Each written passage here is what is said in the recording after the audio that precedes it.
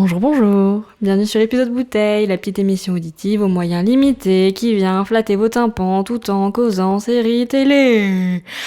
Et comment ça va, Kevin? Ça va. Bah, il fait froid.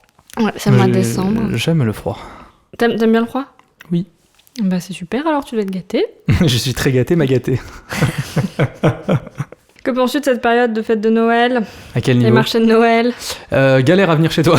C'est chiant, hein? Ah, de fou. Ah là là. J'ai percuté 2 Italiens, 3 Allemands, un enfant. Tout ça. Je ne sais pas de quel type d'animal il était, mais oui. Je ne sais pas. Super. Bon, un alors. avis sur les marchés de Noël Un avis sur les... Non, bah, c'est chiant, hein, globalement. Voilà. Tu supportes le vin chaud? Rien à voir. Tu aimes le vin chaud, toi? Ouais, moi j'aime bien le vin chaud. Ah oui, d'accord. J'adore ça, mais dans en cette vrai catégorie. chiant... Oui, t'aimes pas le vin chaud, toi? Hein, non. Toi, tu bois pas d'alcool, Déjà, de je toute bois pas, façon. donc chaud. Non, la flamme des marchés de Noël, un peu. Cool. Voilà, moi, j'ai perdu la magie de Noël, de toute façon. Ça, C'est trop chiant, trop compliqué, tout ça. cadeau. Les cadeaux, c'est... La bouffe, tout ça, c'est pas pour moi. Mais bref, on va parler séries télé, aujourd'hui. Ah bon? Oui, Ok, ça va alors. j'espère que ça te met en joie. Bah oui. Tu vas nous parler de quoi, aujourd'hui, Kevin? Je vais te parler de quelque chose, enfin en série du coup, qui tenait beaucoup à cœur à notre ancien gouvernement, qui a explosé en 1000 morceaux, semble-t-il. C'est-à-dire le travail. Le travail. Je vais parler d'une série sur le travail. Ouais. Je vais parler de The Office. The Office. Célèbre The Office. Barnier sera fier. Ah, paix à son âme. Casbarian. Rip. Un speedrun incroyable. Un speedrun? Oui, tu sais, c'est finir un jeu le plus rapidement possible. Bah là, ils ont speedrunné la 5ème République. Oui, ils ont... C'est clair. On les appelle les Fast. On n'est pas mieux. Hein. Fast and Furious. Ah non. C'est Et toi, clair. de quoi tu vas causer Moi, je vais parler d'un business familial. Oui. Ouais. De la... Encore du gouvernement. Aussi. De la légalisation. Tu prends pas le bon accent nassau. Légalisation. Babylone. J'ai parlé de family business. Oui, je vois. Tu vois? Je vois. Voilà. Mais tu l'as pas vu. Non, j'ai pas vu. Tu vois, mais t'as pas vu. J'ai pas vu. Heureuse. We have to go back, Kate. Legendary. Say my name. Kevin est tombé. Kevin a perdu. That's what she said. Surprise, motherfucker. Écoute, madame Suzanne, t'es une épouse modèle. Félicite avec des qualités. It's a beautiful night to save lives. Oh mon Dieu, ils ont tué Kenny. Espèce d'enfoiré. Yes, science, bitch. Et vous êtes pas mort, espèce de connard. Je ne m'attendais à rien et je suis quand même déçu. Feuilles. Partie des végétaux, siège de la photosynthèse, par laquelle ils respirent. Morceaux de papier rectangulaire. Plaque mince, d'une matière. À part ça, qu'est-ce que tu as vu, Kevin? Quelque chose à nous partager? Ta météo intérieure, tout ça? Alors écoutez, il y a quelques averses au niveau du foie, mais tout va bien. Qu'est-ce que j'ai vu? Vu que ça fait un petit temps qu'on s'était pas revu parce que la dernière fois on a fait grève de podcast. Oui, c'est vrai, on est désolé, hein, un petit message. Des problèmes. Parce qu'on des imprévus, tout ça. Et donc plein de choses. Et du coup j'ai tout oublié. Tout. Donc si je creuse dans mes mémoires, j'ai envie de te dire, j'ai vu la saison 2 d'Arcane, mais je pense que tout le monde a vu la saison 2 d'Arcane. Moi j'ai pas fini. T'as pas fini? Non. Ça te fait chier? Pas du tout, c'est juste que... Le temps. Bah en fait ça va de pair avec la grève d'épisode Bouteille. Ah. C'est que j'ai commencé à regarder la saison 2 et puis j'ai dû arrêter. Ouais. Parce que je ne regarde pas seul Arcane et que finalement ce sont des... T'es en train de remettre la faute sur quelqu'un d'autre là? Pas du tout, non, c'est juste que voilà, parfois dans la vie il faut s'attendre mutuellement. Faut faire des choix. Faut faire des choix et bon, un choix a été fait. Voilà, donc je n'ai pas fini Arcane pour l'instant. Fort bien. Mais j'y crois.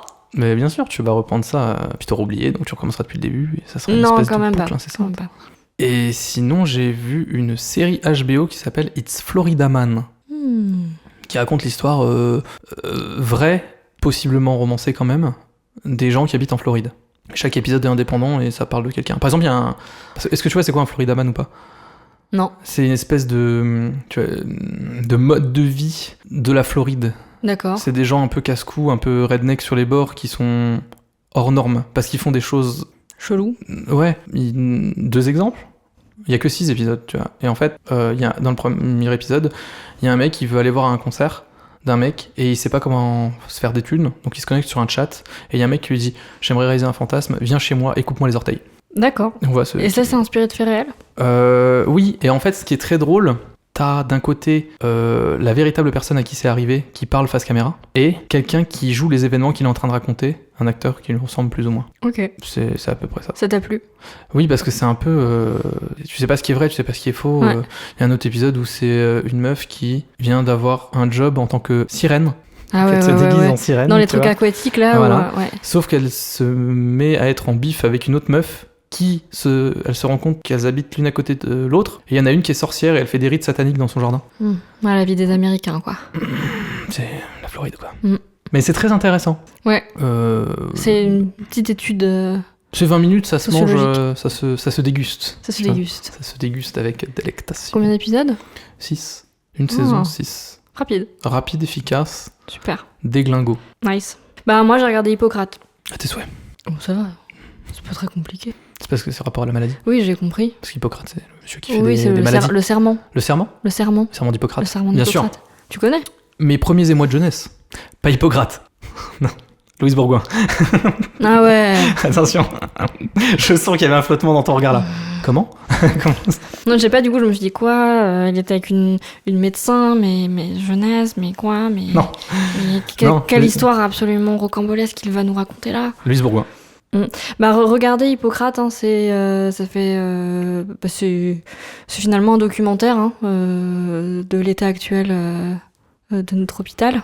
Et c'est un peu effrayant, et ça donne pas envie de devoir aller à l'hôpital. Nice. Voilà. Est-ce que c'est pas tourné comme un documentaire ? C'est pas tourné comme un documentaire, mais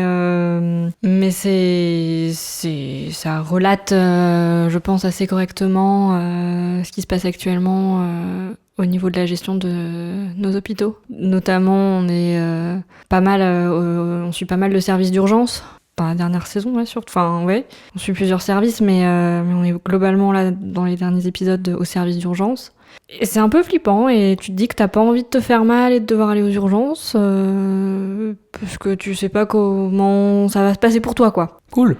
Et tu te dis que nos soignants sont quand même maltraités. Mm-hmm. Voilà. Ouais, mais si t'es malade, faut bien que t'ailles. Bah, on est d'accord. On est d'accord. Combien de saisons ?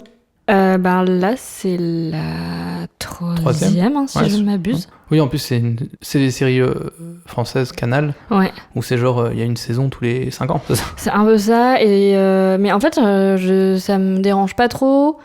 Je crois que j'aime bien, c'est un épisode par semaine. Ça existe encore, hein. Mais moi, j'adore. Enfin, vraiment, je comprends, suis hein. pour, en fait. Enfin, c'est parce que je l'attends, en fait, cet épisode, tu vois, chaque semaine. Mais il y en a plein, quand même, encore des épisodes qui se suivent comme ça. Il n'y a pas que des trucs qui sortent directement sur les systèmes de VOD en mode « vas-y, bouffe !» Tu vois, c'est... Et Arcane, j'étais contente aussi, tu vois, qu'ils te le sortent en... 3-3-3. Ouais. C'est encore assez particulier. Hein. Bah ouais, mais au moins, je sais pas, ça crée le désir, quoi, quand même, un peu. Oui. Qu'on a perdu, finalement. Comme dans les relations amoureuses, finalement. Finalement. C'est beau. C'est toi qui commence, hein, du coup. Ah oui, c'est moi qui commence. Donc tu vas nous parler de The Office. Cool. Waouh, t'as l'air contente.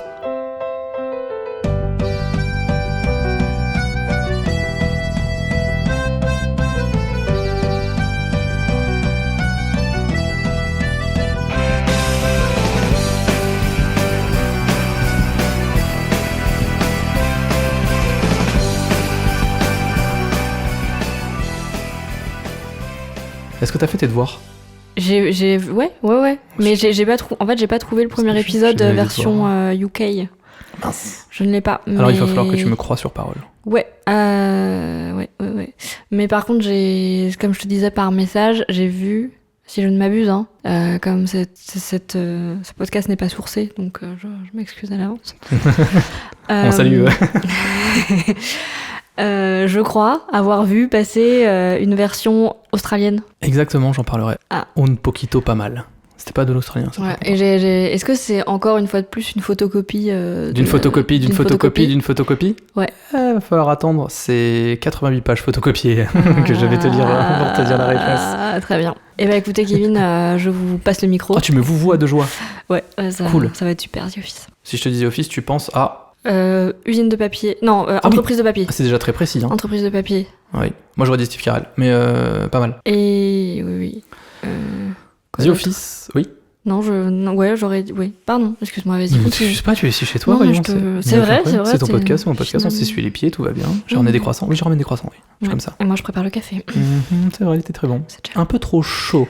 On digresse.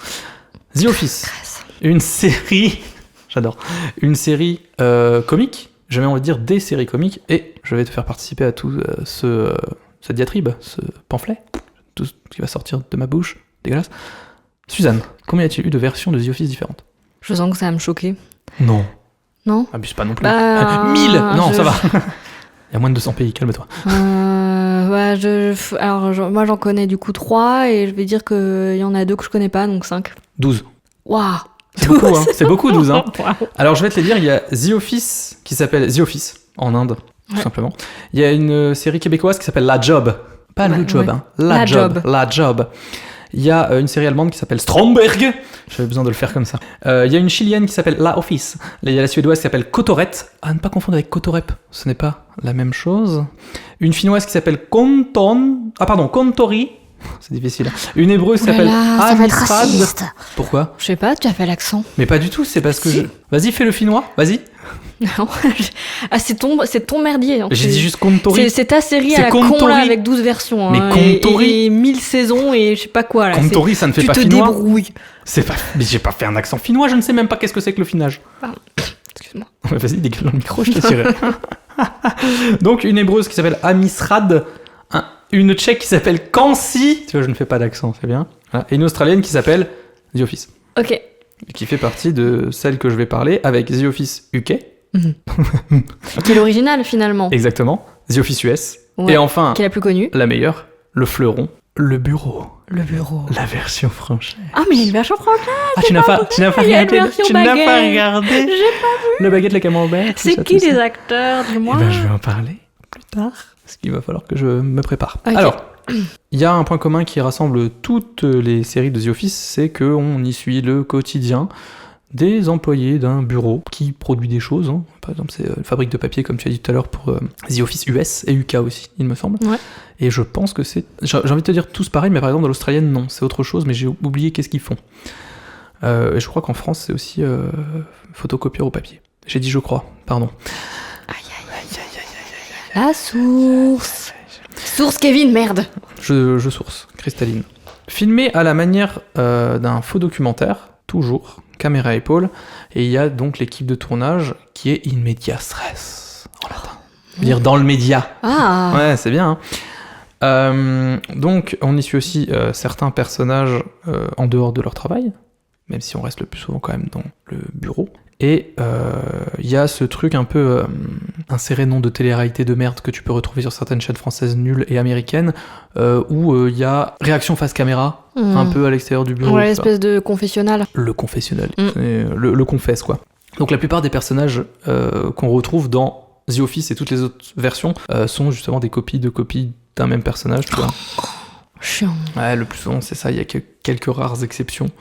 Mais sinon t'as l'adjoint au patron, le mec qui s'en fout du taf, la meuf un peu... Le weirdo aussi un le peu. weirdo, voilà. Ça, tu retrouves toujours les mêmes archétypes à peu près, ils n'ont pas été bien loin. Et d'ailleurs, la plupart du temps, le pilote de la série est sensiblement le même que le pilote de The Office UK. Ok. Et enfin, ce qui caractérise tout ça, c'est qu'on tourne toute l'histoire autour du patron, quand même, qui est toujours un sacré personnage, Mais oui, c'est un filou. qui pense toujours être le ou la meilleure boss de l'univers, et qui est finalement cringe as fuck.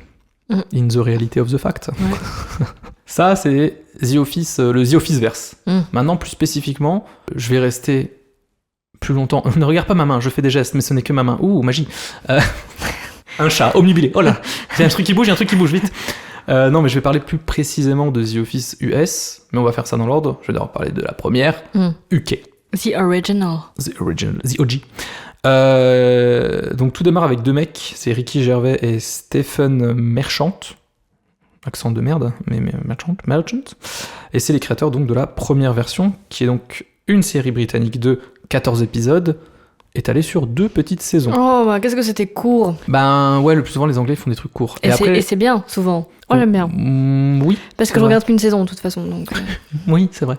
Et il y a eu aussi, après ces 2 saisons, un film qui reprend l'histoire du patron que Ricky Gervais a réalisé, et qui apparemment est très mauvais. Ah ouais ? Ouais, c'est pas mince. fou. En tout cas, ça a été un échec commercial. Ah. Et donc la série UK a été diffusée sur la BBC Two de 2001 à 2003, et chez nous, on pouvait la retrouver sur Canal+. On retrouve différents acteurs dedans, et les principaux sont donc Ricky Gervais, qu'on a vu dans Derek et Afterlife, Lucy Davis, qui est dans Sabrina l'apprentie sorcière sur Netflix et Afterlife. Il a gardé à peu près le même crew, hein. C'est les copains. Mackenzie Crook, qu'on a vu dans The Detectorist. T'as vu, je te fais des petits rappels des choses. C'est vrai. Et dans Pirates des Caraïbes aussi, bien sûr. C'est l'homme à qui manque un œil. Exactement. Et Martin Freeman, dans Breeders, Fargo, Sherlock. The Hobbit. Et bien sûr, notre Bilbon national. Donc le personnage du patron, comparé aux autres, donc qui est incarné là par Ricky Gervais, il est moins appréciable, j'ai l'impression. C'est vraiment du cynique, pince sans rire, vachement frontal, anglais, finalement. Oui. En fait, il est très anglais. Et c'est une raclure de bidet. Je veux dire, il est pas très très gentil avec ses employés. Il est pas... En fait, c'est Ricky Gervais qui fait du Ricky Gervais, quoi. Ouais. Bien évidemment, c'est un succès immédiat en Angleterre, et les États-Unis ils se disent « Attends, ne regarde pas mes doigts quand je fais des mouvements. Attends, il y a un truc là. » Ça, ils sentent le filon, ils sentent le cul là des Anglais. Ils font « Putain, c'est bien ça. Qu'est-ce qu'on va faire ? On va faire un remake. Mais nous, à notre sauce, aux US. » Et ça s'appelle, est-ce que t'as suivi ? The Office. The Office comment ? US. Ouais, c'est bien. Donc Greg Daniels va produire cette adaptation, et cette sitcom va aussi avoir son petit succès, vu qu'elle va durer 9 ans, c'est-à-dire à peu près 201 épisodes. Ce qui est très long, très long. Autant dire, c'était plutôt un énorme succès. C'est long pour l'histoire quand même d'un patron toxique en fait. Ouais, mais c'est plus que ça. Non. Si, c'est plus que ça. Non, mais tout le monde me dit je te jure, mais... Bon, bah je te jure pas, je te le dis. Okay. Diffusé de 2005 à 2013 sur la NBC, et en France à l'époque aussi c'était sur Canal, et aujourd'hui on peut le voir sur Prime Video, il me semble. Ouais. Et vu que ça bouge tout le temps, c'était sur Netflix Moi, aussi. je crois que je l'ai regardé sur Netflix. Cette année ? Ouais. Ok, donc ils l'ont remis. Je crois. Bah, ils changent de temps en temps à chaque fois. Je sais pas, c'est pas sourcé de toute façon comme podcast, donc Si, quand même. trouvez vous-même en fait. La grosse question de la prod, c'était justement qui allait incarner le pendant de Ricky Gervais, le nouveau patron relou et chiant pour cette version, et qui sera donc le meilleur et le pire, Michael Scott. Il y a eu, au niveau du casting, il y a eu plusieurs personnes. Il y a eu Bob Underkirk, c'est Saul Goodman de Better Call Saul. Oh. Et c'était lui qui était pressenti jusqu'au dernier moment. Il y avait Paul Giamatti et son air de chien battu, et surtout, la petite anecdote, c'est qu'il y avait James Gandolfini. Et James Gandolfini, c'est l'acteur qui incarnait le papa Soprano dans la série Soprano du même nom. Ah ouais, qui a le plus le physique de... Qui se Ricky rapproche Gervais. le plus de Ricky Gervais, non ? Ouais, on peut dire ça. Bah en fait, il est plus renfermé qu'un Steve Carell, ça, c'est sûr, tu vois. Il est fait un peu bourru, quoi. Ouais. Italien bourru. Sauf que HBO, ils ont fait « Ah non, comment ça... Non, c'est notre James Gandolfini. On le garde. » C'est notre figure de proue. En fait, ils avaient peur que si Gandolfini jouait un personnage comique et un peu en décalage, il allait perdre l'aura dans les Sopranos. Des Sopranos. Ouais. Et pourtant, la série Les Sopranos venait de se allait se terminer ou venait de se terminer, tu vois. C'était vraiment kiff vélo. J'ai utilisé une expression Kiff vélo de 1822, je pense à peu près. Je sais pas si ça s'utilise encore. Hein. Bon, je la dédicace à ma mère. Kiff vélo. Ou à mon père, qui ne fait pas de vélo d'ailleurs. Et il y a plein d'autres anecdotes rigolotes par rapport à ça. Donc c'est bien sûr Michael Scott va être incarné par Steve Carell, qui va le faire décoller. Hein. Et il y a eu des gens du casting comme John Krasinski qui devait passer le rôle pour jouer Dwight. En fait, il va se proposer pour jouer un autre personnage. Il y a la dame qui s'occupait des castings qui s'appelle Phyllis. Elle va être engagée pour incarner un personnage qui s'appelle Phyllis, finalement. Ou encore, il y a 3 acteurs, respectivement les personnages de Toby, Kelly et Ryan.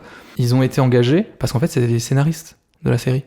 Et eux, en étant dans la série, ils sont jamais dans l'open space. Ils sont dans un coin à part, tu vois. Et comme ça leur permettait d'écrire tranquille.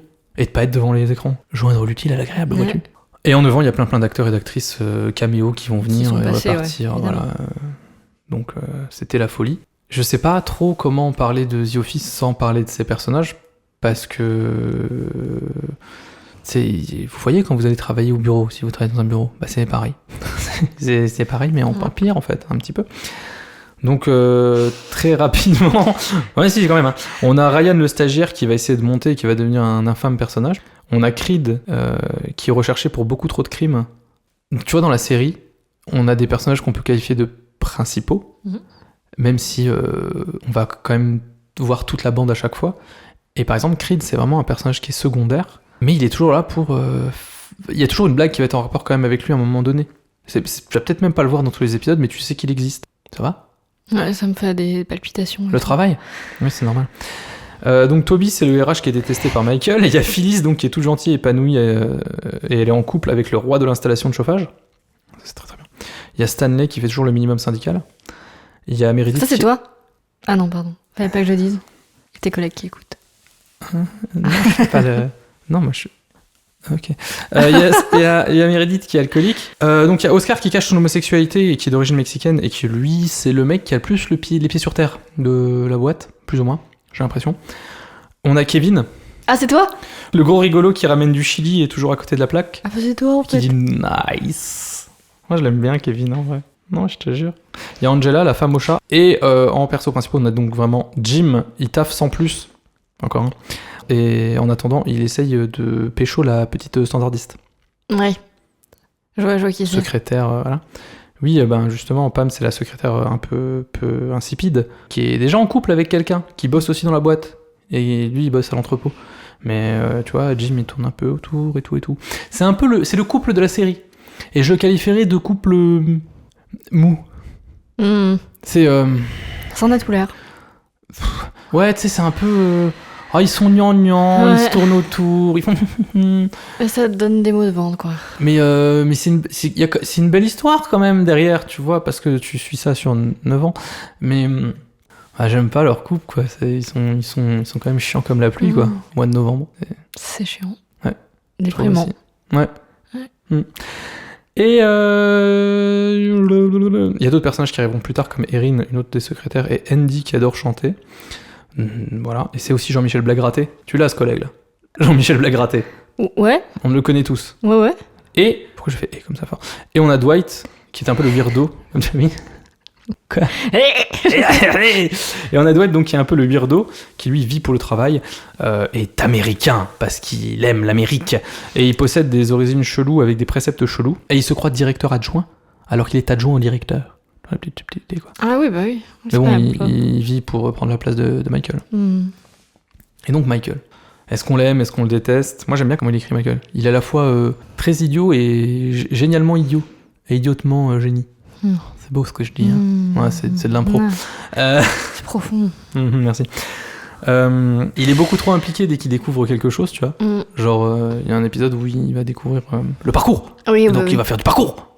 Sauter sur des meubles. Je vois très bien ce même. Et il est bien sûr profondément malaisant. Oui. Le problème de Michael, c'est qu'au début, ils l'ont vraiment fait sur la première saison de The Office comme un calque de l'autre, du pendant. De l'original. Voilà, du pendant UK. Et ça a pas plu aux gens.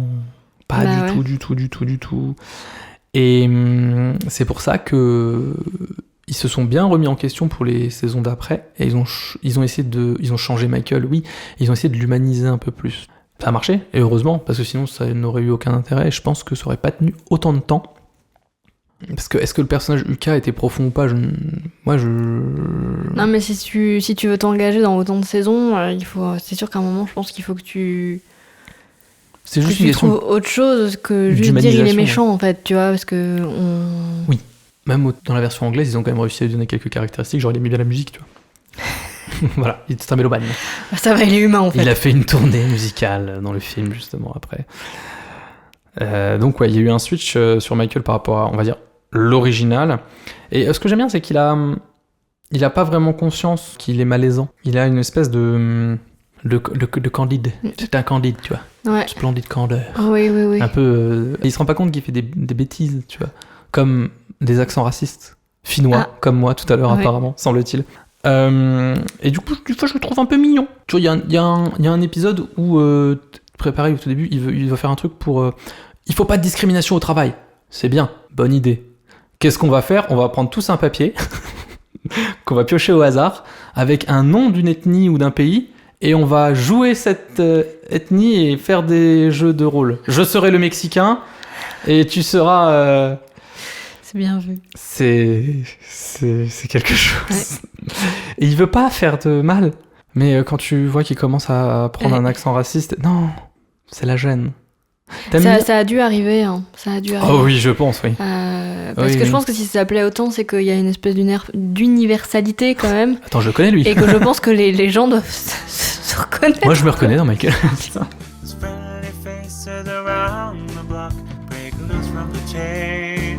That are causing you pain. Call Michael and Stanley, Jim Dwight Creed. Call Andy and Kelly for your business paper needs. Dunder Mifflin, the people, persons, paper people. Dunder Mifflin, the people, persons, paper people. Your satisfaction is our guarantee. There's no other paper that can compete. Come pick up a read.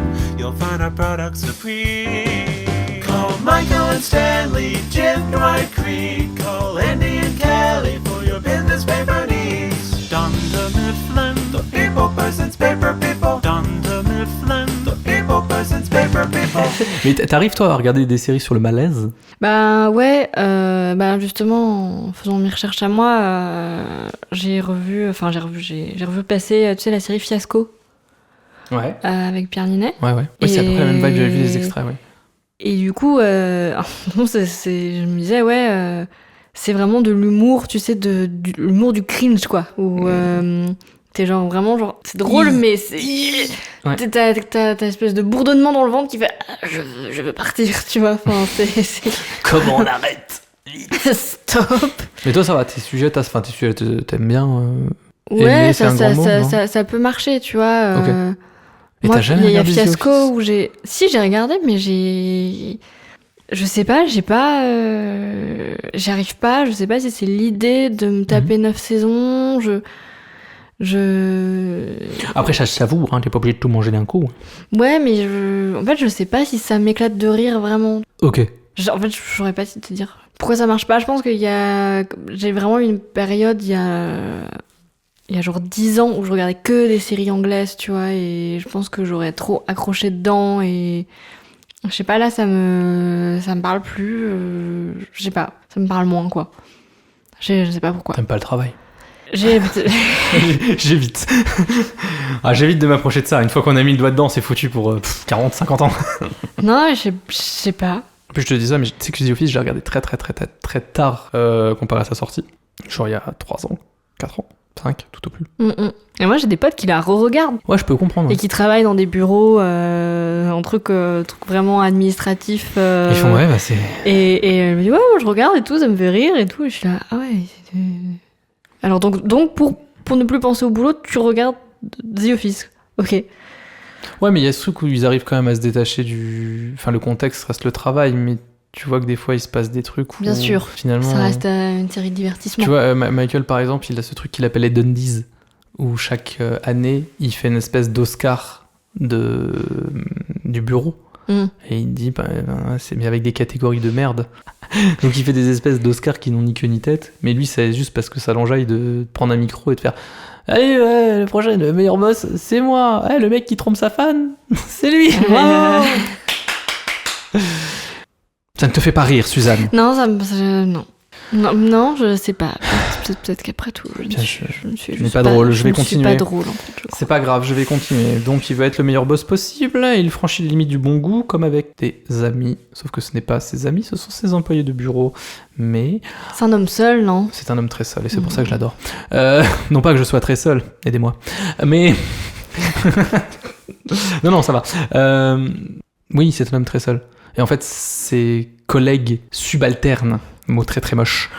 C'est sa famille. Parce que finalement, c'était une grande famille, l'entreprise. Allez, viens, on fait un lip dub. Oui, non mais c'est un peu ça. Il veut essayer de les aider, toujours là, et même des fois il essaie de faire en sorte de les inviter quelque part, et lui il se prend toujours des vents. Et c'est un peu touchant, parce que c'est triste. Il veut pas mal faire, c'est juste un mec qui sait pas faire. Il a pas les codes. Comme James.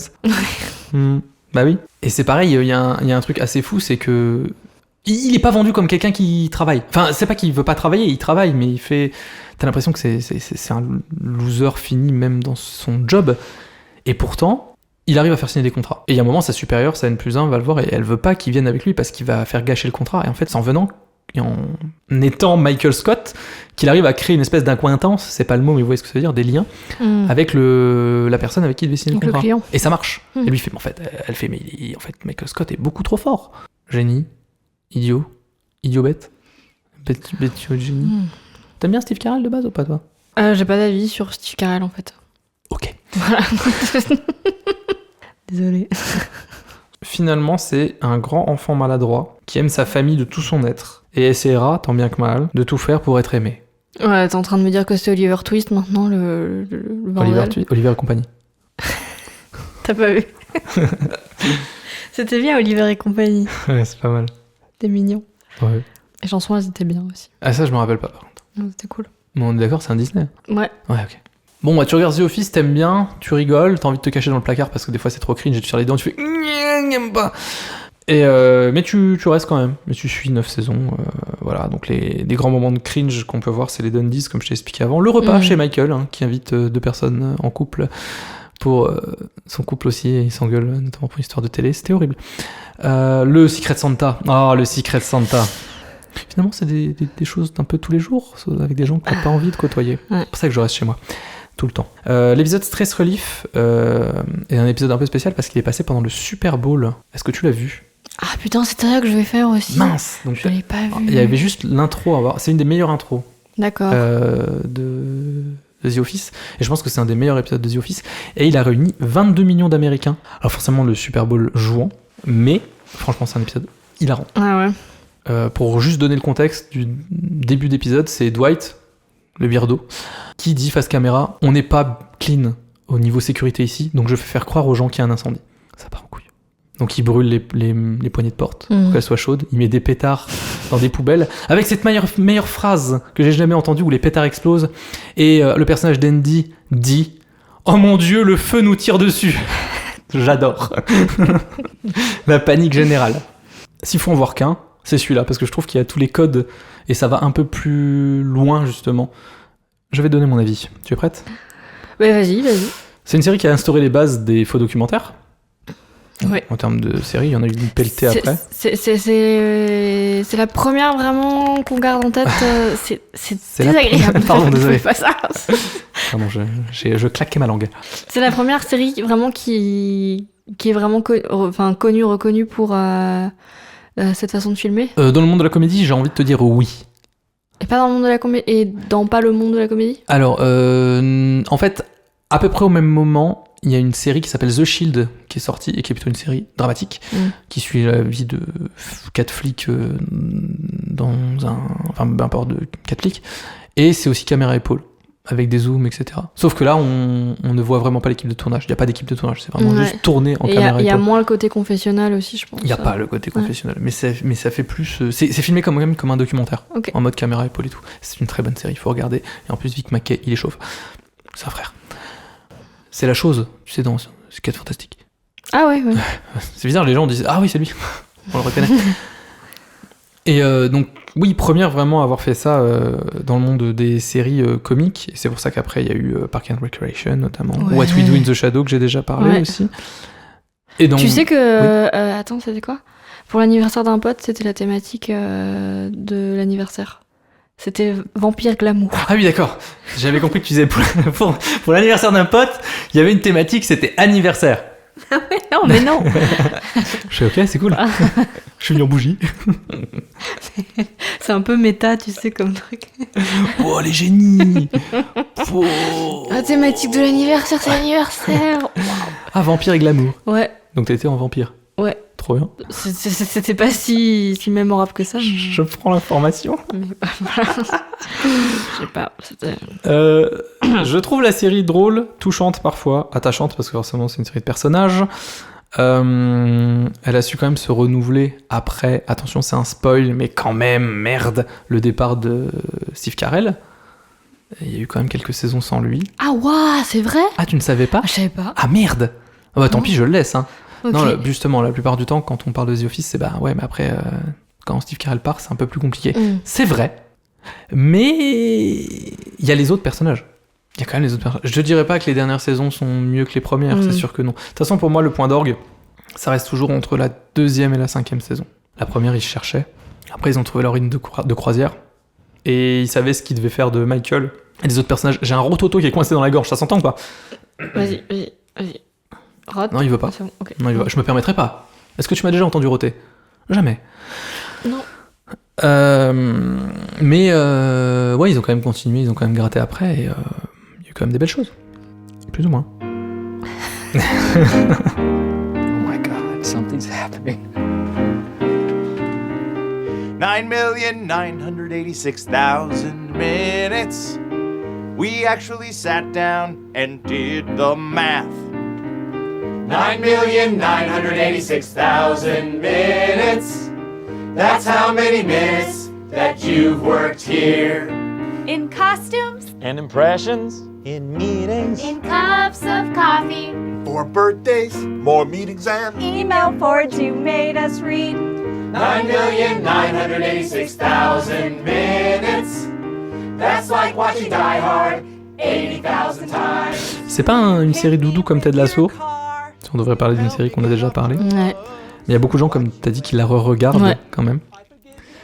Mais il y a plein de bons sentiments et moi je suis content, même si c'est le bureau, je suis content d'avoir connu ces personnages et d'avoir vécu un petit bout de leur vie avec eux. C'était chouette. Non pas qu'ils décèdent à la fin, hein, mais on meurt tous un jour, bien évidemment. Mais parlons pas de ça. Voilà, c'était mes autres collègues de taf. Ok. Finalement. Ouais. Et je préfère ceux-là. Ok. Enfin, je veux dire... Cut. T'sais, je pratique le sarcasme en amateur. Parlons maintenant du bureau. François Berléand. Ah, c'est François Berléand. Elle est déjà morte de rire. J'ai juste dit François Berléand. Oh mon dieu. J'en suis. François Berléand entouré Allez. de plein de nobody. C'est vrai? Oui. C'est ça? Ah, yeah. C'est une copie d'une copie avec une seule saison et annulée très très vite. Je crois qu'ils ont même pas fait, ils ont même pas fait la première saison. Le premier épisode est disponible sur YouTube si vous voulez pleurer. C'est une entreprise de quoi? Ah, t'as dit. Je crois de photocopieur ou un truc comme ça. 3e meilleure entreprise de France. J'ai effacé ça de ma mémoire. Voilà. Moi déjà la première chose qui m'a marqué dans la série, hormis le fait que les acteurs jouaient à peu près comme une table basse, c'est que j'aime beaucoup les nuances de vert couleur merde et jaune et blanc, tu sais, qu'on peut retrouver dans une entreprise en fin de vie finalement. Donc déjà visuellement il y a quelque chose de très attachant qui te marque, comme un glavio dans la même couleur finalement, hein, voilà. Elle est partie vomir. Donc c'est un espèce de miroir déformant d'une réalité du cringe déjà existante, présente dans les autres séries. Donc Joël Lyotard, c'est long, c'est Michael Scott, ne supporte pas que Paul Delorme lui mette... Non, ça c'est les deux, c'est Dwight et Jim. Il n'y a plus d'eau. Susu, change ça en chantéflon. Je la garderai.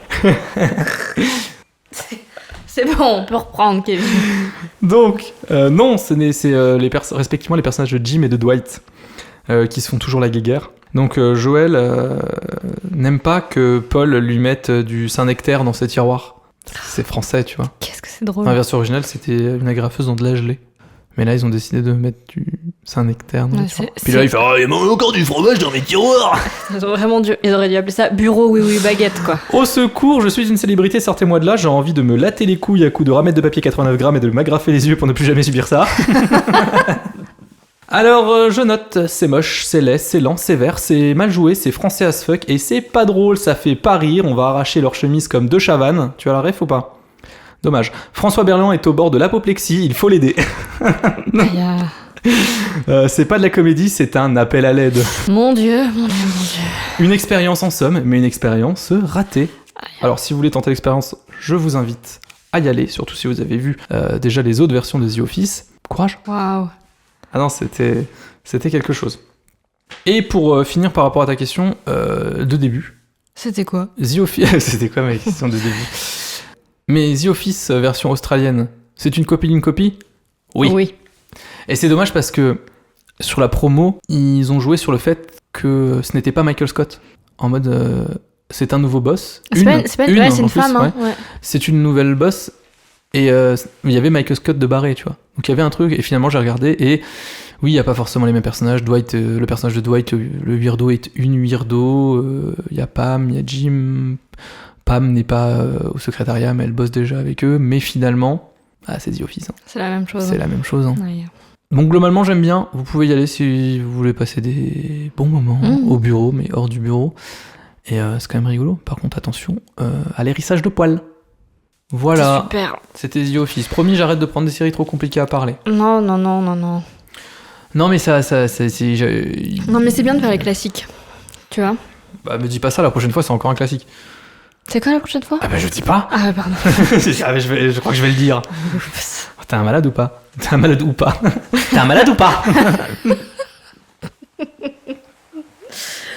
Ça va? J'ai besoin de dormir. Tu veux faire une petite pause? Je vais juste me lever 3 secondes et demie, Allez. histoire de remettre mes fesses en place, et on continue. Remets tes fesses. A few moments later. Ah. Oh. Et c'est moi qui dois changer ma prothèse de hanche en téflon. Squeak. Tu veux un petit coussin pour tes fesses? Faire 15h, c'est l'heure de dormir. Nouveau créneau disponible pour le kiné. Oh putain, attends. Oh. On arrête tout. C'est quoi le meilleur mâle? Y'a pas un truc genre Sigma ou je sais pas quoi? Le Malibu? Ouais. Ah. Toi aussi tu veux être un homme de haute valeur? Un homme de haute valeur. Eh oui, une femme de haute valeur. C'est quoi un homme de haute valeur et une femme de haute valeur? Bah, Oui, cette femme, elle a une haute valeur, je lui mets 82.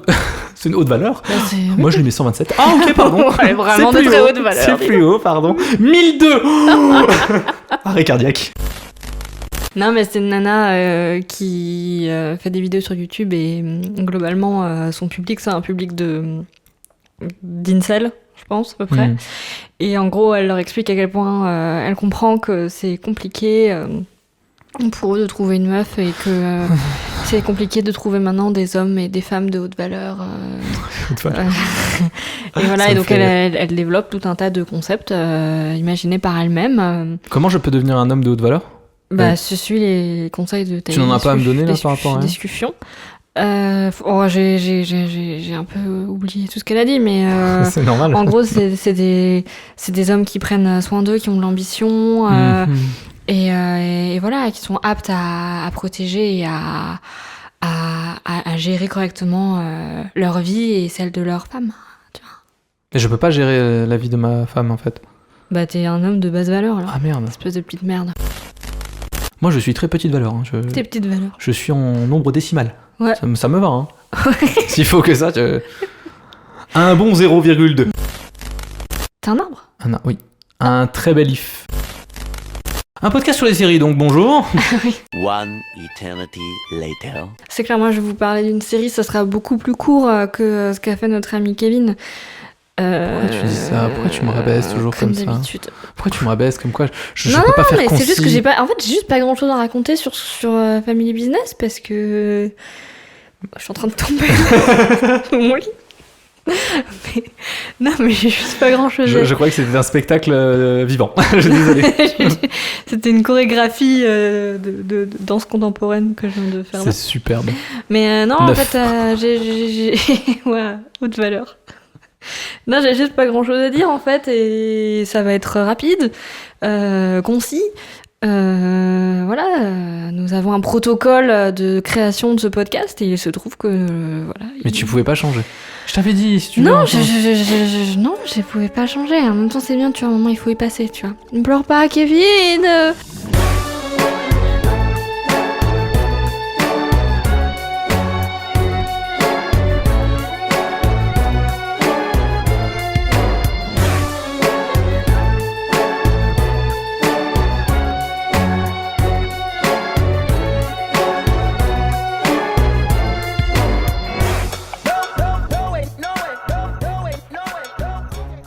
Voilà, je vais vous parler de Family Business, où évidemment j'ai trouvé la version québécoise. La version québécoise. Ouais, tout part en fumée. C'est le nom? C'est le nom québécois. Tout part en fumée de Fais-le Family avec Business. l'accent maintenant. Non, c'est une catastrophe. Je veux faire l'accent. Non, Non, je je vais me peux retenir, arriver. d'accord. Vas-y, essaye. Non, je me permettrai pas. Vas-y. Non, je me Non, permettrai non. Parce que quand on me demande de faire l'accent, c'est toujours loupé. pas. Ouais, c'est pour ça. Vaut mieux pas. Non, ok.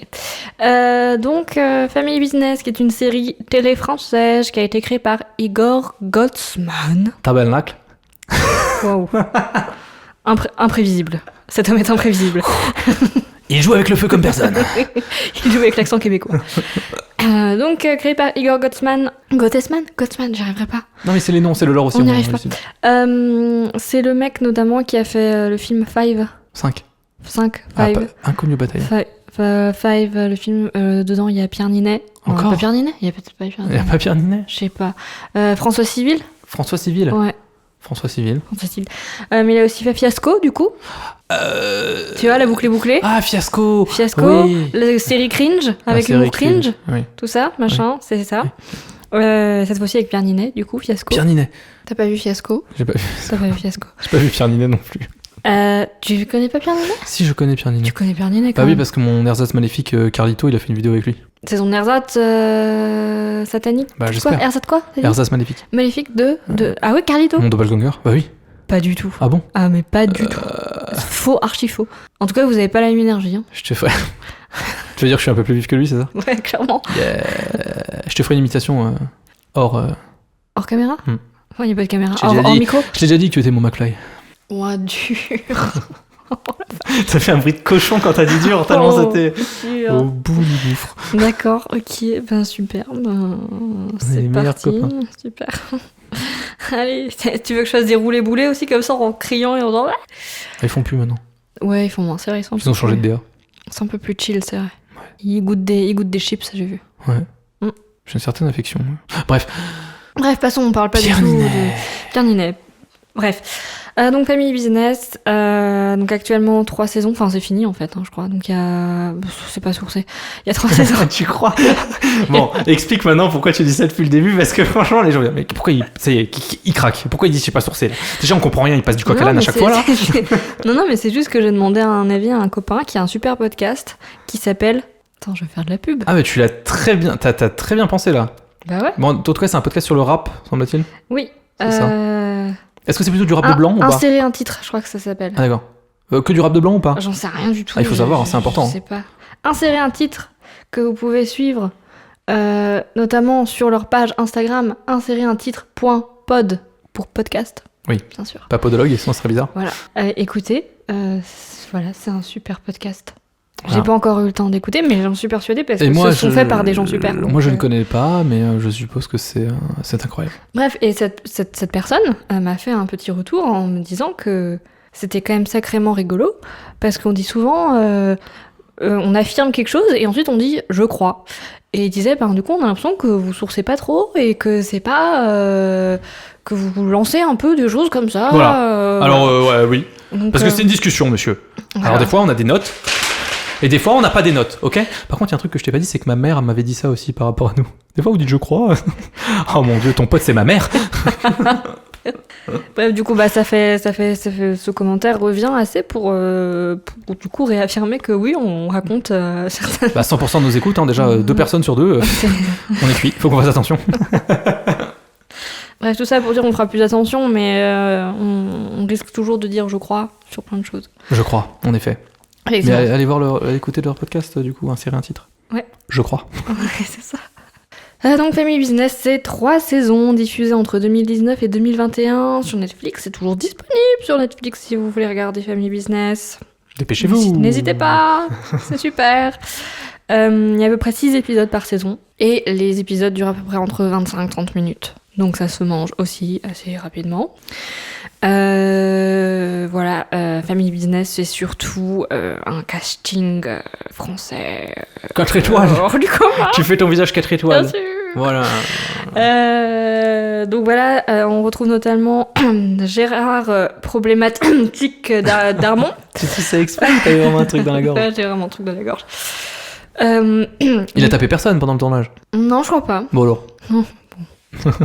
Plein de choses. qu'on Ouais, lui c'est le bon reproche. Gérard, c'est bon, c'est le tonton un peu gênant. Ouais, qui a 9 accusations. 9 seulement? Ça, c'est un homme... Attends, Ça va. comment t'avais dit? Ça, c'est un homme... De haute valeur. De haute valeur. 9 Enfin, je crois, hein. Ah, Ouais. oui, attention. Allez, vérifiez. Déconnez pas, on sait même pas de quel Gérard on parle, finalement. Donc voilà, donc Gérard Darmon qui joue Gérard Hazan, le père de Joseph et de Or. Je vais vous expliquer peut-être qui est Joseph. Joseph, c'est le personnage principal de Family Business, qui est joué par Jonathan Cohen. Tu vois qui c'est Jonathan Cohen? Je vois tout à fait On qui le est Jonathan voit. Cohen. On voit très bien qui c'est Jonathan Cohen. Donc, qui joue Joseph Hazan, du coup le fils de Gérard. Ça se tient. J'essaie de créer du lien. Or, qui est jouée par Julia Piaton, du coup, qui est la sœur de Joseph et donc la fille de Gérard. C'est une histoire de famille, hein, tu l'auras compris. Ah, parce que c'est... Oui, family, business. Ouais. Ah oui, parce que business, ça veut dire famille en anglais. Exact. T'es fort. De au bac. C'est vrai? Oui. Wow, gênant. Donc, Or Hazan, la fille de Gérard. Liliane Rover, qui joue Ludmilla Rosenberg. Alors attention, particulier, c'est la belle-mère de Gérard. Et donc la grand-mère de Joseph et de Or. Ok. Ensuite, il y a d'autres gens. Il y a Olivier Pariante, qui est joué par un Olivier Rosenberg, qui est un ami de la famille. Ali, Ali Mariard, je crois. Ali Mariard. Je suis désolée. Ne dis pas je Je crois. suis confuse. Affirme-le, c'est Ali. Je suis confuse. C'est Mariard. Ali, ça c'est sûr, mais je suis toujours confuse. Mais je crois que c'est Ali Mariard qui joue Ali Benkikir. Tu vois, ils se sont pas fait chier quoi. C'est un peu rigolo comme nom. Ali Benkikir, qui est aussi un ami proche de la famille Hazan, qui est le frère d'une certaine Aïda, qui est la girlfriend de Joseph. Yes. Il y a Louise Coldéfi, qui joue Clémentine Louise. Sandron. Ah merde. C'est pas Louise Bourgoin. Non, ils ont pas laissé le même prénom. Je suis perturbé du coup. Bah ouais. Ouais, non, là c'est Clémentine du coup. Qui joue la fille du ministre de la Santé et qui est aussi la girlfriend d'Olivier. J'avance, hein, mais comme ça je te donne quand même les blazes et t'en as besoin. Ça te saoule. J'arrête. Mais qu'est-ce que tu racontes? Mais ça va. J'ai Ok. excessivement mal au cul, si tu veux ça. D'accord, super. Bon. Voilà. Aïda Benkikir, du coup, qui est... On me fera beaucoup rire, je Ça pense. te fait rire, d'accord. Ça le fait marrer les... Voilà. Gênant. Mais non, c'est pas gênant. C'est le mot, il est rigolo. Benkikir. En fait, quand il y a une redondance, tu vois, c'est Ouais. c'est comme Benguigui, tu vois. C'est à cause de Kiki aussi. Benguigui, non, Benguigui, et Kiki, ça me fait rire aussi, Benguigui. Ouais. C'est juste une espèce d'allitération en plus. D'accord. Une doublette d'allitération. Ça te plaît? J'adore ça. Ok. Bah c'est super, bah je vais essayer de te le dire au maximum pour que... Tu vas me piéger, tu vas inventer des mots, tu vas faire double syllabe des fois de temps en temps. Oui, je peux faire ça. Si tu veux. Je vais essayer, hein. Je pense que c'est pas si évident, mais je vais essayer. Je ne t'oblige à rien. Femme de haute valeur. Voilà, donc on a un peu tout ce petit monde, c'est un peu les personnages un peu récurrents qu'on va retrouver sur les 3 saisons. De quoi ça cause? Tu sais de quoi ça cause? De très loin. Parce que je suis un peu étonnée que t'aies pas vu, parce que ça... Parce que j'ai une tête de drogué, c'est ça? Mais attends, Mais oui. c'est quoi ces raccourcis que tu fais là? Ah non, pas non, du tout. tu peux, j'assume. Non, mais c'est juste qu'en fait ça rassemble les deux choses que t'aimes bien, c'est-à-dire les histoires de famille, Et la drogue. la drogue, oui, mais l'humour absurde aussi. Ah bon? Ouais. Ah, je savais pas cette info. Ouais. Attends, t'as regardé un truc avec de l'humour absurde et t'as bien aimé? Ah, elle a pas dit qu'elle Ah, avait j'ai bien pas dit que aimé j'avais bien encore. aimé. Ouais, c'est vrai. Attention. Ah, mais non, je savais pas. Enfin, oui, après, il faut en reparler parce que je pense qu'il y a tout un sujet autour de l'humour de Jonathan Cohen. Je me disais bien que t'étais pas une dame à aimer Jonathan Cohen. Et ben, c'est pas vrai. T'aimes bien Jonathan En Cohen? fait, j'ai besoin de débattre sur ce sujet-là. Eh bien, j'ai hâte qu'on y arrive. Ok. À toi. Parce que j'ai pas dit que j'aimais pas. Ok, bref. De quoi ça parle? Passons. De quoi ça parle? Alors, je te dis quand même de ce que je sais vu de l'extérieur. Ouais, vas-y. De ce que j'ai compris, c'est Gérard Darmon, il sait pas quoi foutre et il a une boucherie. Et dans cette boucherie, il y a un truc qui marche moins bien. Genre, je sais pas, il y a plus de viande ou ça marche pas, ou je sais pas, c'est pas une belle boucherie. Et du coup, ils sont en mode, The Bee, c'est cher la vie, qu'est-ce qu'on fait? Si on vendait de la drogue, il y a sûrement un cousin qui va ramener un truc dans une valise. Ouais, globalement, c'est un peu ça. Je suis scénariste. C'est un peu ça. À quelque chose près. Mais oui, en gros... C'est bien une boucherie. C'est une boucherie, Oh, je ouais, savais. une boucherie cachère. Du coup, on est dans le Marais. Et comment on le trouve? Voilà. Je tente des choses. Donc oui, globalement, on est dans le Marais et on suit la famille Hazan qui possède une boucherie cachère. qui est tenu donc par Gérard Hazan. Le père, voilà. Donc lui, il est très fier de sa boucherie, mais elle marche un peu moins bien, et en fait, il aimerait bien la refiler à son fils Joseph, sa boucherie. Mais son fils Joseph, lui, il en a un peu rien à taper de la boucherie, et lui, c'est un peu une espèce de... Végétarien? Pas du tout. C'est un entrepreneur, tu vois, qui essaye de trouver le bon filon un peu partout où il peut. Jonathan Cohen. Entrepreneur. Ça fait sens? Bien sûr. Je sais pas, j'ai un peu de mal à... Quoi? Ah oui, donc c'est ça ton humour, super. Alors, Jonathan Cohen joue un personnage de quelqu'un un peu, entrepreneur. Il essaie de trouver un peu le bon filon, de se faire de la thune un peu là où il peut. Au moment où on le retrouve, il essaie de vendre une application, je sais plus de quoi, enfin bref, ça marche pas, c'est catastrophique. Et en fait, donc Jonathan Cohen se retrouve avec cette histoire de tiens, voilà ma boucherie, mon fils, elle est à toi, fais-en ce que tu veux, sauf que lui ça l'intéresse pas. Et il se retrouve à une soirée, espèce de soirée parisienne. Bien sûr. Où là il retrouve Clémentine. Clémentine qui est une connaissance, et Clémentine, en fait son père passe de devenir le nouveau ministre de la Santé. Rien que ça. Et en fait, Clémentine, elle lui dit genre, j'adore comme je parle comme ça, j'entends te raconter des petits secrets. Non, excuse-moi. Donc Clémentine, elle explique à Joseph qu'en gros, une fois qu'il sera ministre de la Santé, son daron, il va légaliser. Donc au début, il dit ouais, elle est un peu zinzin celle-là, qu'est-ce qu'elle raconte? Et en fait, il se trouve quelques jours après, on nous annonce à la télé que le nouveau ministre de la Santé, c'est le daron de Clémentine, tu vois. Alors là, Joseph fait oh putain, vas-y, c'est le moment, tu vois. En attendant que le mec là il légalise, viens, vas-y, nous on va faire notre petite culture perso. À la Bing. Voilà. Bien sûr. Et donc il décide de transformer la boucherie en bûcherie. C'est le jeu de mots. C'est officiel. C'est la bûcherie. La bûcherie. Ah, il fallait la trouver, celle-là. Voilà. Et donc, à partir de ça, on va suivre les aventures de la famille là-dedans, quoi, tu vois. Mais il y a un twist à l'histoire. Ça va pas se passer comme ça devrait, tu vois. Enfin, La loi n'est pas passée. Dans la saison 1, en fait, tu vas avoir plusieurs intrigues, en fait. Dans la saison 1, ça va plutôt être sur comment tu montes ton business, où est-ce que tu trouves ton matos, etc., machin. Et donc, du coup, tu vas être effectivement confronté à cette truc de quand est-ce que ça passe, machin. La saison 2, on va être... il me semble qu'on fait on fait un saut dans le sang. Dans le sang. Waouh. Plouch. Ça coagule bien ici. On fait un saut dans le temps, que dis-je. Donc bref, on fait un saut dans le temps. Oui, je saute là. Elle me dit ta gueule, c'est celle qui parle. Pour une fois, je dis rien. Non, je dis t'as capté, j'ai pas dit ta gueule. Ah, j'ai compris ta gueule, pardon, je me suis inversé, je suis un homme. Ça te fait rire, ça. C'est si vrai. Et donc là, leur business a particulièrement bien fonctionné. Ils ont une petite vie confortable, tous.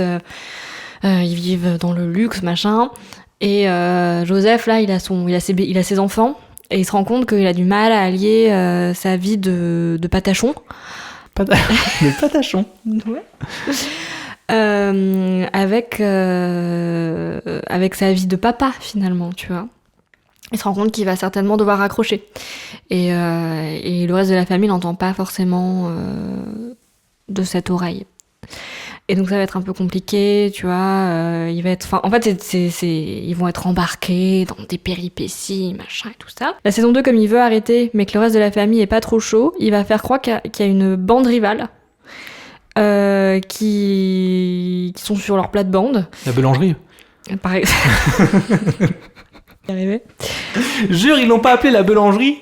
Peut-être, il y a moyen, en vrai je me souviens plus.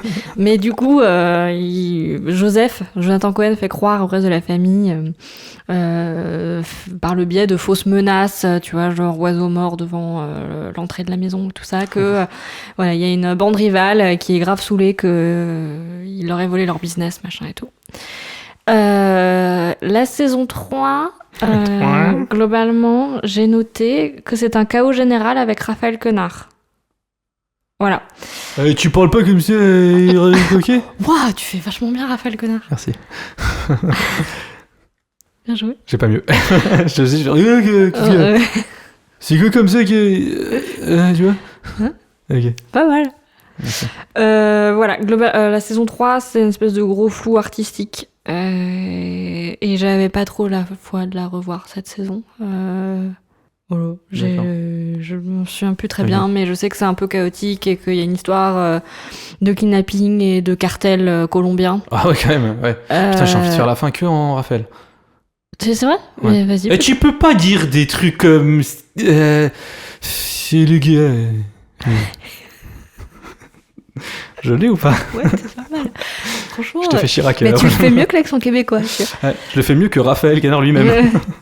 Raphaël Quenard, que Nathan, notre agençon, n'a jamais su appeler Raphaël Quenard, mais Vincent Quetard. Je ne sais pas pourquoi.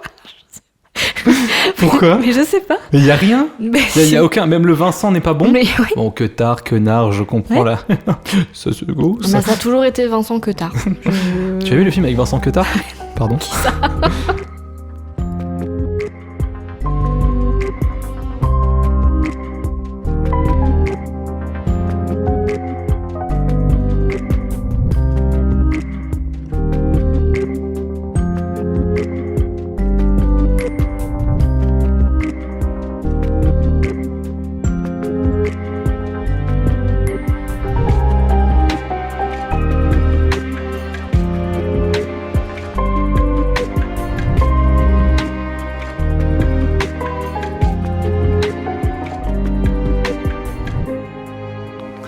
On vous livre des petits instants de vie dans Épisode Bouteille. Après, c'est pas sourcé, donc ça se trouve, c'est pas vrai du tout. Oui, ça se trouve, on dit de la merde depuis le début. Hein. C'est clair. Merci de nous écouter. Oui, donc la saison 3, c'est un peu plus c'est encore plus délirant que ça ne l'est dans les 2 premières saisons. Et voilà, il y a un peu un délire un peu à la Narcos, à Breaking Bad, tout ça. Machin. Ok. Et il y a des champignons hallucinogènes aussi. Oh. Ouais. Et tu sais, tu vois le potentiel blague qu'il peut y avoir avec des champignons hallucinogènes. Ouais, des choses qui volent. Ouais, des choses qui volent, des grosses bites, Oh, trucs comme ça. Gérard Darmon, il tape des femmes. Oh, le délire. Il est au numéro 10. Ah, mon beau-fils. Voilà. Oui, pas de palais. Pas de palais. On est vieux, hein. Voilà. Cela étant dit. T'as pas aimé? Je vais vous donner mon avis. Tu recommences ton truc Je vais vous artistique. donner mon avis. Je vais vous donner mon avis, absolument sollicité, d'experte en la matière. L'idée générale, c'est que ça reste quand même sympa comme série. Moi, j'ai un souvenir général qui est plutôt cool, mais je n'ai qu'un souvenir. Non, la première réflexion que je me suis faite quand j'y ai repensé, c'est que bon, l'intrigue, elle est pas hyper novatrice. Enfin, je sais pas, mais... Bah, il y a la tu vois, série Weeds qui est passée par là aux États-Unis avant. Ouais. Pas tout à fait. Bah, si, c'est la daronne qui cultive. Ouais, c'est ça. Si, elle a pas une entreprise, mais. Puis tu reprends en fait, finalement, c'est assez classique quoi. C'est des gens hyper normaux qui sont dans la merde et qui du coup se lancent dans un truc pas légal et en fait ça les dépasse. Donc en fait, le plus important dans cette série, ça reste quand même les effets, les ressorts comiques. Les comiques. Ah bon? L'effet comique. Et la personnalité de Jonathan Cohen. La personnalité de Jonathan Cohen. Attends, j'ouvre la porte. On s'engouffre dedans, on ferme la porte, vas-y, c'est parti. Mais moi, j'ai pas... En fait, j'ai une vraie question. T'as dit, il faut en parler. Bah, alors, et moi, je peux en j'écoute. parler parce qu'en fait, je sais pas, peut-être qu'il y a que moi qui me pose cette question. Enfin, c'est pas vraiment une question. Est-ce que Jonathan Cohen est un alien? Est-ce que Oui. Réponse, oui. Il vient de Saturne. Parce que, alors, voilà, je vais remettre dans la sauce mon copain qui a un podcast sur le rap. La théorie, enfin, l'hypothèse de cet ami-là, c'est que l'humour de Jonathan Cohen est un humour de droite.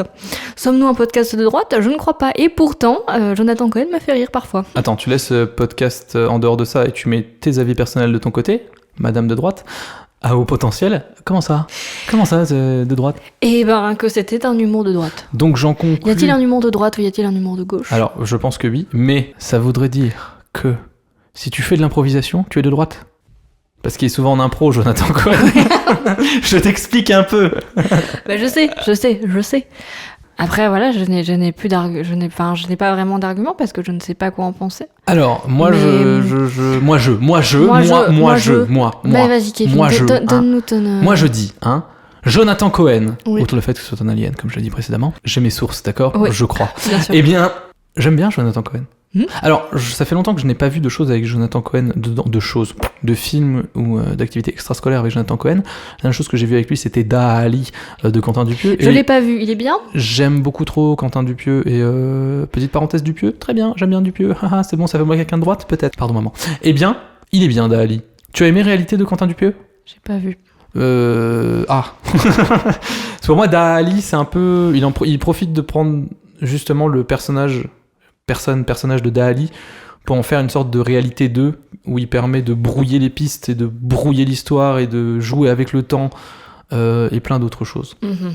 D'accord. Voilà. Et il y a de l'absurde aussi. Et j'aime plutôt bien Jonathan Cohen, et puis je trouve que La Flamme et le Flambeau, c'est... La Flamme plus, c'est une très bonne série, et puis il a cette capacité de, comme dans Serge le Mito et dans Bloqué, de créer de l'humour sur rien. Je dis pas ça en négatif, mais justement d'être en totale improvisation et de pouvoir rebondir sur... Enfin, Jonathan Cohen, tu lui donnes une brosse à dents, il te fait un sketch, quoi. Tu vois, c'est ça le truc. Après, est-ce que c'est un humour de droite ? Qu'est-ce qu'un humour de droite ? Si, j'ai un visage qui est apparu. Ouais. J'ai plus le nom de ce... Merde. Il était sur Canal+, bien évidemment. C'était... Gaspard Proust ? Merci. Ouais. Tu l'as lu dans mon visage. Ouais. Ouais. Ça, c'est un humour de droite. Ouais. C'est un peu... ouais, faudrait pas qu'il y ait... Je fais bien Gaspard Tu Proust. fais vachement bien. T'es un très bon imitateur, en fait. Peut-être c'est une réflexion qui n'a rien à faire ici, finalement. Je ne sais pas. Non, mais Mais, dans tous les cas, Jonathan Cohen, moi, je comprends qu'il y a des gens qui, en tant que personne ou ressort comique, qui peut embêter. Les gens n'aiment pas Jonathan Cohen. Moi, j'ai dit je l'aime bien, mais en vrai, il me dérange pas, et je trouve qu'il a une capacité à rebondir sur les choses qui est assez exceptionnelle, et ça, c'est cool. On va dire qu'il me dérange pas. Ouais. Il me dérange pas. Ouais. Moi, mon avis sur Jonathan Cohen, c'est qu'il y a des choses qui sont bien, et il y a des choses qui sont pas bien, finalement. Un peu comme dans la vie, Un finalement. peu comme dans la vie, non. Non, mais par exemple, moi, j'avais adoré La Flamme. Oui. Le Flambeau, c'est beaucoup moins passé. J'ai trouvé ça beaucoup moins drôle. Et là, pour ce qui est de Family Business, la saison 3, j'avais trouvé ça trop gras, tu vois, comme humour. La ficelle avait été trop tirée, tu vois, je trouve. Le problème, c'est est-ce que Jonathan Cohen joue un personnage ou fait du Jonathan Cohen ? Ouais. Parce qu'il est toujours à peu près dans les mêmes trucs. Ouais. C'est ça aussi. Mm. Et donc là, il fait Jonathan Cohen ? Bah, en fait, c'est pour ça que je dis que Family Business c'est vachement porté par la personnalité de Jonathan Cohen, parce que enfin, tu vois, c'est la patte, On tu vois. dirait le sketch des Inconnus. Une série faite par Jonathan Cohen. Écrit par Jonathan Cohen. Sur un avis extérieur de Jonathan Cohen. Ouais. Je sais pas, en fait. Mais Tu vois, je sais pas, c'était juste enfin, je me posais juste des questions. Plus sur quoi en penser. Je sais pas. Ok, mais c'était intéressant. C'était juste. On est là pour j'aurais bien voulu avoir ton avis dessus. Mais on est là pour... Mais, Bah, je l'ai donné, en fait. Oui, oui. En fait, c'est je n'ai pas. Enfin, j'ai pas de réflexion ou de proposition à faire, mais c'est juste que je m'étais un peu posé la question en me disant mince, mais. Tu veux qu'on fasse quoi comme... Qu'est-ce qu'on fait de Jonathan Cohen, putain? Qu'est-ce qu'on en fait de ce type? Qu'est-ce qu'on fait de ce type, tu vois? Bah, rien. Rien. Voilà. Non, mais c'est bien. Tu sais, moi, j'aime bien le dialogue. J'aime bien quand on... Qu'est-ce que j'ai un truc sur le nez? Mais non. Ah, putain, j'en ai. Non, mais oui. Donc oui, globalement, Family Business, mon avis très personnel, c'est que effectivement, quand j'ai commencé à écrire cet épisode du podcast, j'ai essayé de me remémorer des choses, et en fait, je me suis rendu compte que j'avais un souvenir globalement positif de la série, mais j'avais quand même globalement oublié beaucoup de choses, vraiment, quasiment tout. Oui. Et pourtant, j'en ai quand même un souvenir assez positif, donc c'est quand même un moment sympa. Oui, je vois.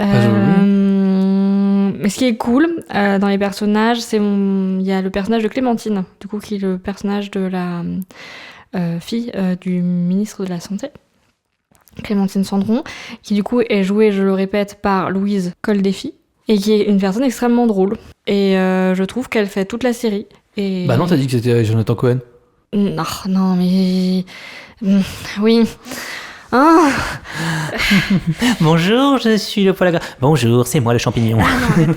Non, mais Mais j'ai compris l'idée, je te taquine, Suzanne, voyons. Oui, maintenant, laisse-moi reprendre. Mais c'est qu'elle elle est rafraîchissante. Elle est solaire. Elle est solaire. Non, mais elle est vraiment très très drôle. Et ça m'arrive parfois de re-regarder des punchlines de Clémentine Cendron sur YouTube. Tu aurais un visuel parce que je pense que Je n'ai pas internet. Donc ah oui, c'est vrai. Attends, je vais chercher sur mon téléphone portatif. Clémentine. Non, l'actrice, tu m'as dit comment ? Louise Coldefi. Louise Coldefi. Coldefi. Elle colle des filles. Coldefi. Louise. Non, parce que je suppose que je vois sa tête et je suppose. Ah, Inconnu Bataillon. Inconnu Bataillon. Pas du tout. Mais elle a 37 ans, elle est née le 16 mai 1987. Et ben cette personne est très très drôle. La reine de l'humour cringe, il paraît. C'est France Inter qui le dit. C'est vrai ? Ouais. Je sais pas si j'aimerais qu'on me dise ça en tant qu'actrice. Donc voilà, le personnage de Clémentine qui est extrêmement drôle. Et sinon, il y a Enrico Macias. Le vrai ? Ouais. Bamboleo. C'est pas lui, alerte. C'était à blague annulée. Tu remettras une vraie chanson d'Enrico Macias. Voilà, est-ce que t'as peut-être des questions sur Family Business, des choses, des points à éclaircir ? J'ai une question sur Family Business. Vas-y. Cher Susu, est-ce que la série a une fin ?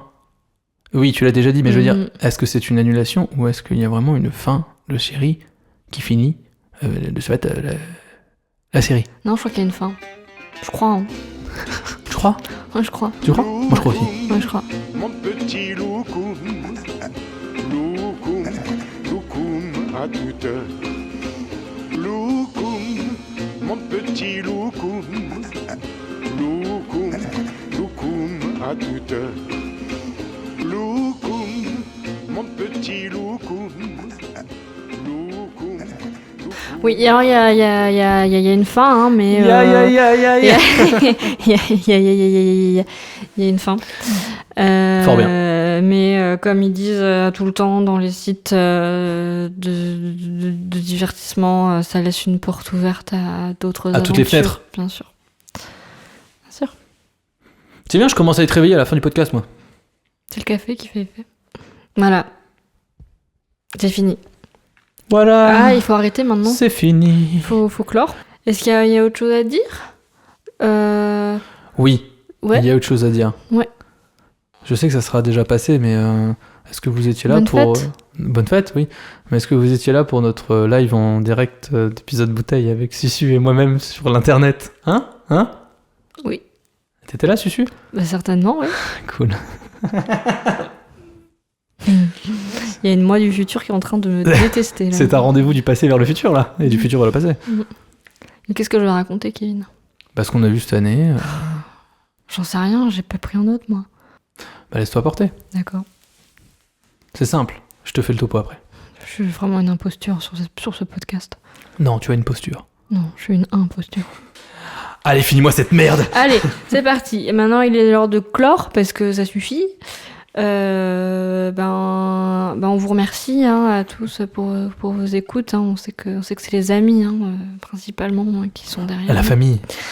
La famille, les amis. Voilà, on vous les souhaite gens du stream aussi, merci. de bonnes fêtes de fin d'année. Un peu tard, c'est déjà passé, mais on vous le dit parce qu'on n'a pas pu vous le dire avant. Voilà. Du courage aussi, et puis une bonne année. Allez. Allez, une année 2025 aussi, 2024. Et vous n'allez pas échapper à cette blague de prof de français qui est à l'année prochaine. On est déjà l'année prochaine. On est déjà l'année prochaine, du coup, oui. Je vais garder ça. Mais tu fais très bien la prof de français qui est pas là. Ouais.